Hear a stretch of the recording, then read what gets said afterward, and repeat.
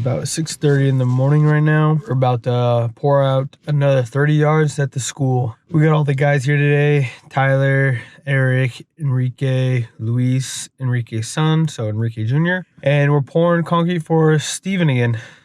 For Golden Coast Construction. So yeah, we all just arrived. I'm gonna go see how the setup is looking right now. Good morning, everybody. We're back on the school project. It's early Saturday morning and we're getting ready to pour this section out, and then there's a lower section down there we're gonna pour out, and then these two sections we're gonna be pouring next Saturday. So today we're just focusing on this one. It's gonna be real tricky rotting in between all these little stadium bench stands, but we're setting up some screed pins right now, and I think what we're gonna do is rot it this way, I think, but we'll see.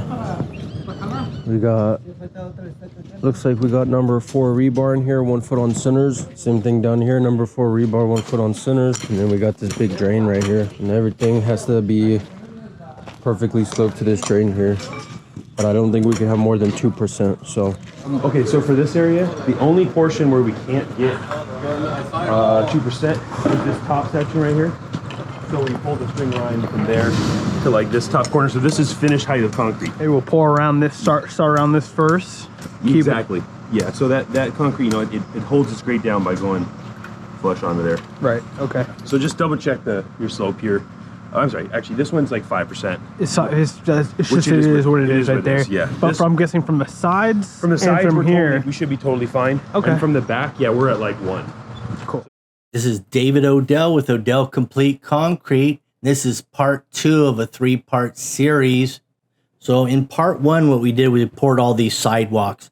This entire job was set up prior to us arriving here. The rebar was tied, the dowels. And in part 1, we talked about this walkway, how it was set up, and how they had some blowouts and stuff like that. And sometimes when you're coming in behind somebody else that's done some prior work that you've got to come in and work with, these are the things that can happen. Like you can get form blowouts. You may run out of concrete in the wrong places. A lot of things can go wrong when you're not in full control of your destiny. So, and that's what happened here. And it's happened, and what I'm seeing is it's happened more than once on this job. There's a lot of things that are kind of off on this. And this is a public school. It's in La Habra, California. With the way the joint pattern is and the size of the joints, doesn't appear to be ADA compliant. I mean, I think you have a 3/8 inch max on these joints, and I think they've got 1/2 inch. So that's one little issue there. But I did like the fact that they did rebar dowels around the edge here. And they've got some 1/2 inch rebar at 1 foot centers, and they've got it in 4-inch concrete, which I personally don't care for 4-inch concrete with 1/2 inch rebar, because that's 1 inch of steel that you have to squeeze into 4 inches of concrete, and you're not going to get the right amount of coverage on the top or the bottom. So that could be a failure in the near future. It could start rusting and popping the surface. Seen it happen many a times, but the engineers like to draw them up that way, and that's the way the engineers draw them up, so that's the way they get built, and that's why, you know, they don't work. I think you need at least 5 inches for number 1/2 inch rebar. But we've got this laid down. It's very challenging working around all these pedestals. This is a stadium, by the way, and there's going to be seating, bench seating, on all these little pedestals that are sticking up. It's hard to get it flat through there, but you do have a lot of reference points. Like you could have went through here, snapped the line on every one of those risers all the way down, and you just have to hit those points. It's a time-consuming process to get this thing laid down right. You've got your 1/2 inch edger right there going down the sides. Now this walkway that we're looking at downhill, now that can be up to a 5% grade. That could still be ADA compliant. Your cross slope, of course, can't be over 2%. And that all looks good. That looks like it's got accessibility for, you know, handicapped or whatever you want to call them. They've got issues. They got wheelchairs or walk or whatever it might be, but they need help. When you get down to this lowland here where the massive catch basin is, we'll see that in a little while. There's some big time transitions over there. And I'm thinking these walkways weren't set at the right elevation to meet existing drain. and existing concrete. But I want to take a better look at that, and I want to see what your guys' feedback is on it too, and what you think about this when we get down to this bottom end. Here's some nice joints. This thing's about 8 foot long and about 2 inches deep. So he's going to be bouncing off that rebar like crazy, trying to get that in there. Remember, 1 inch of steel and 4-inch concrete. If you've got 3-inch dobies, where are you at? So let's say you got 2-inch dobies, and that's the smallest ones you can get. So you've got 3 inches. That means you've got 1 inch of concrete over the surface, and that's if it's absolutely perfect. If there's any deviations, that rebar might be closer, it might be deeper, but if it's closer, you're in trouble. Of course, you've got wire, tie wire too, that could be sticking up beyond that. So you may have tie wire poking up through the surface right now. Luckily, they got a lot of guys here. This job came together. My sons, Timmy and Tyler, are down in Cali. I'm out here in Arizona now. So they're getting a lot of action down there. And this guy found us, through YouTube. Been following us for a while, so he called us up. Timmy and Tyler put the entire finishing crew together. And these guys are all professionals. So when you get a professional team, kind of like an all-star team, you could say, when you get them together, they do some good work. This is a fiberglass funny float, the square one. Mine's brown, but the square works too. Now they're standing on top of those pedestals working some of this stuff. Look at the hopscotching going on. That's Tyler jumping from pedestal to pedestal. It's a great exercise if you're in training or something to do that. You know what I think I would have done though? I would have had some 2x12s laying around here, and I would have just put them on top, wherever I wanted it, and made bridges everywhere and made it a little bit easier and a little bit safer too. Looks like someone fell off the pedestal there. There's a footprint. Tried to catch the line, missed the line, and fell in the concrete. Wow. Here's the Mosquito. Juan fabricated this little unit. It's just a piece of rebar on a swivel with the pull adapter. Now you can tie a line up to it, and then you just stick the end of your rebar into the concrete where you want to snap the line. Then you can pull on it pretty tight without, struggling the end of that pull, because you're stabbing that right in the concrete, which I really like. There's some other tools similar to this, but none I've seen that stab into the concrete and hold it in place.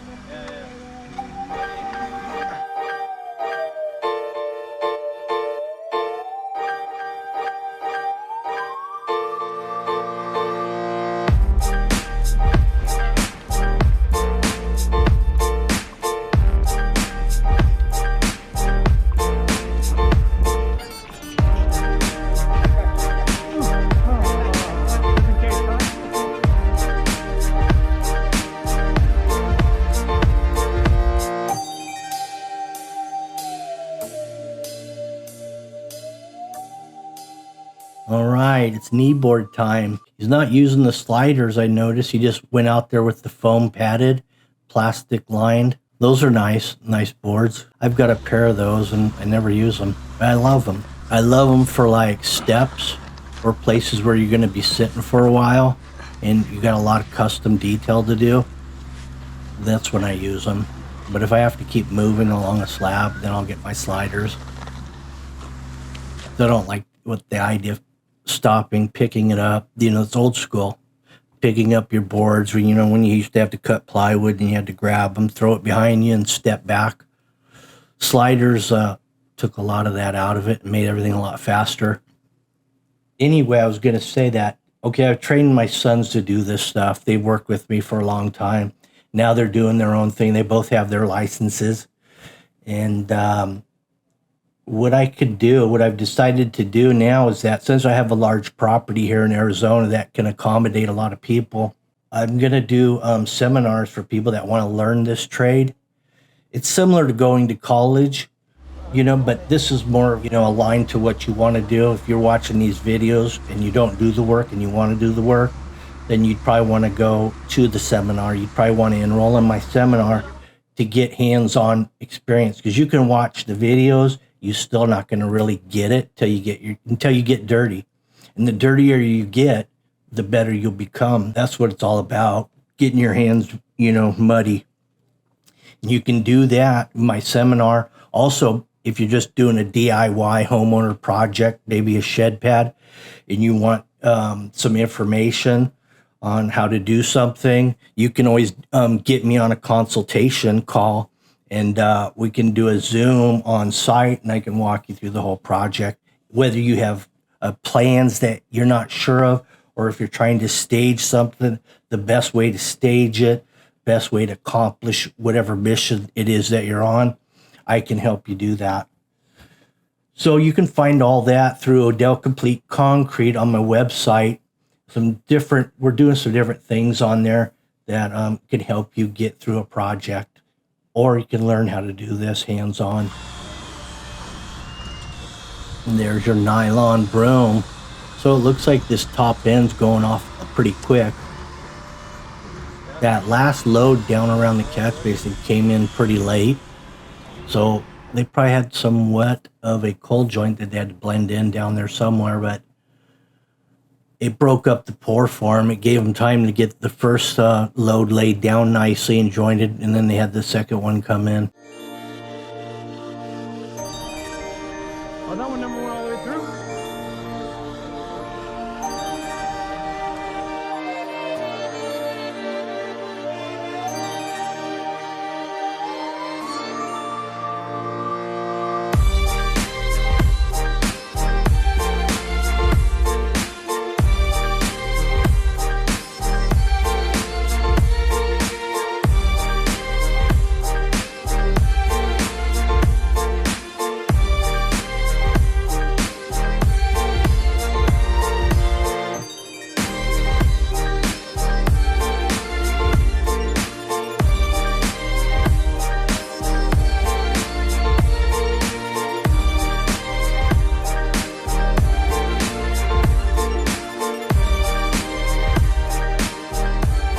So that's Juan's broom, and what he did on top of it, because they're wood and wood bows. So what he does right when he gets them every time is screws on a piece of flat steel to the side of it, so it holds that broom nice and straight, so it can't warp or twist on him.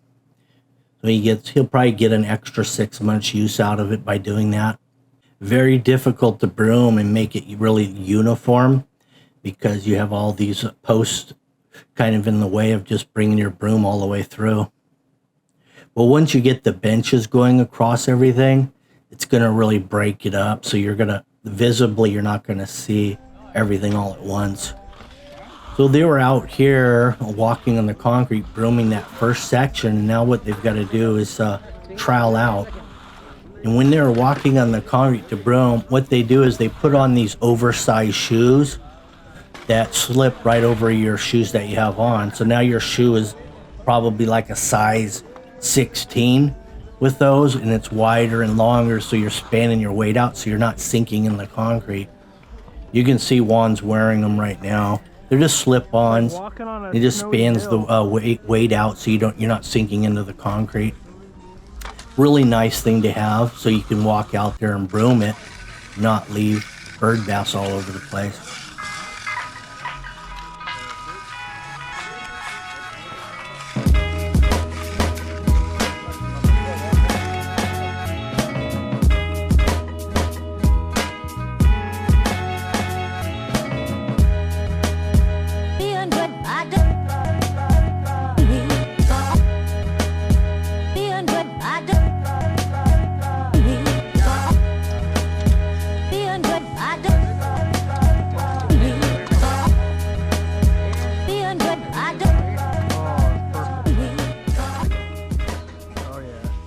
So here's what we're looking at. This is kind of the area I think really tells the whole story about the walkway elevations. And so they've got the existing concrete to our left bottom. Then they've got the new walkways they put in the existing catch basin drain. So we have those two fixed points, catch basin, existing concrete, lower left. Now these sidewalks, I believe, are set too high on these ends, because at that far end, we have over 5% down to that catch basin. And on this close side, we only have 2%. So I think in order to maintain 2% all the way around, you would have had to lower all those walkways, and then you would have had a nice slope in all directions. But let me know what you guys think. I mean, does it really matter, and who really cares, kind of thing? But is it something that you've dealt with on a school project, maybe a state or federal job? What are your thoughts on this? And also let me know what you think about no inspectors on site. Usually I've done a few schools, and usually there's always an inspector. They're taking cylinders, doing slump tests, really, making it difficult. And has you ever seen an operation like this one? If it's a public school, that's going to have to be prevailing wages, and then it's going to have to be certified payroll. And I just don't see that happening. Who's going to know? Who's going to verify anything? But I like this style. It's just not that common.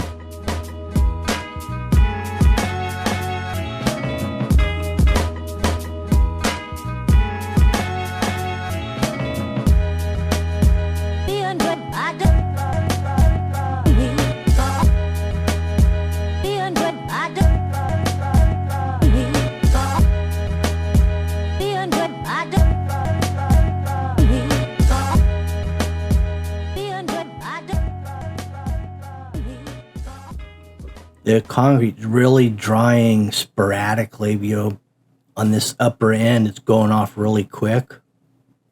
So it's really tough to transition the finish and make it even all the way through. So those steps, if you take a look at those steps there, the way they're set up, it looks like it's going to get something over the top. Because you've noticed that first step is a lot shorter than the next one. So there's going to be tile or brick or something going over that to even up those steps, I would say. Well, here's the finished product. Turned out beautiful. And I'm hoping they got some root berries around those trees. Those pines have a lot of surface roots. And that may be why they're replacing this right now, because of that fact. The palms, they have root balls. They don't seem as intrusive, but they really are, actually. Because what happens with root balls on palms, they get big and they move dirt, and in turn the dirt moves the concrete. And that's how it works, man. Anyway, thanks for watching. Make sure you like, share, subscribe, and stay tuned for part 3, because I can't wait. Bye.